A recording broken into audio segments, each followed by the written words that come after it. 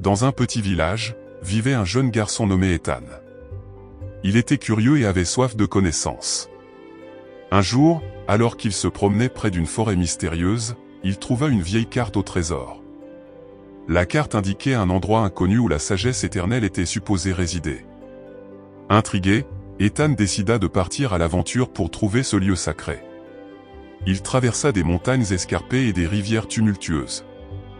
Après des jours de voyage, il arriva finalement devant une imposante porte en bois ornée de symboles mystiques. Il poussa la porte et entra dans une salle majestueuse. Au centre, une vieille femme était assise, entourée de livres anciens et de parchemins. Elle se présenta comme étant la gardienne de la sagesse. Ethan était émerveillé et lui demanda « Comment puis-je obtenir la sagesse éternelle ?»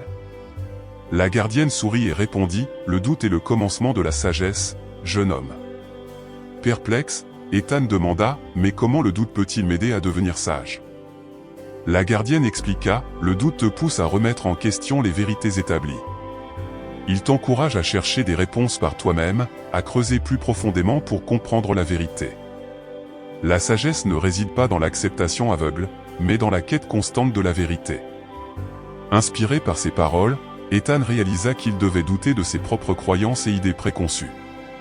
Il passa des jours et des nuits à étudier, à remettre en question et à explorer différents points de vue. Au fur et à mesure que ses doutes grandissaient, Ethan commença à voir le monde avec une perspective nouvelle. Il découvrit que la sagesse ne se trouvait pas dans des réponses toutes faites, mais dans l'ouverture d'esprit et la recherche constante de connaissances. Finalement, Ethan comprit que le chemin de la sagesse était sans fin. Il réalisa que chaque nouvelle question soulevait de nouvelles possibilités et lui permettait d'approfondir sa compréhension. De retour dans son village, Ethan partagea ses découvertes avec les habitants. Il les encouragea à douter, à remettre en question et à chercher la vérité par eux-mêmes.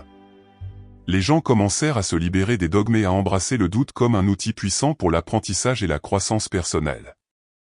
Et ainsi, grâce à sa quête de sagesse et à son acceptation du doute, Ethan devint une source d'inspiration pour sa communauté. Il avait appris que le doute est en effet le commencement de la sagesse, car il ouvre la porte à l'exploration, à la découverte et à l'épanouissement intellectuel. Ainsi, l'histoire d'Ethan rappelle aux spectateurs l'importance de ne pas prendre les choses pour acquises, de douter de manière critique et de continuer à chercher la vérité tout au long de notre voyage vers la sagesse. Chers amis, êtes-vous prêts pour une autre énigme philosophique?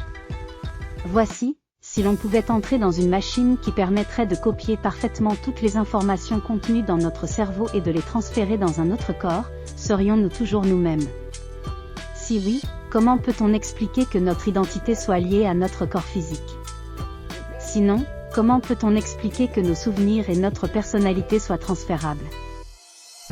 Réfléchissons ensemble à cette question complexe et partagez vos réflexions dans les commentaires. Comme disait Socrate, connais-toi toi-même, peut-être cette énigme nous aidera-t-elle à mieux nous connaître.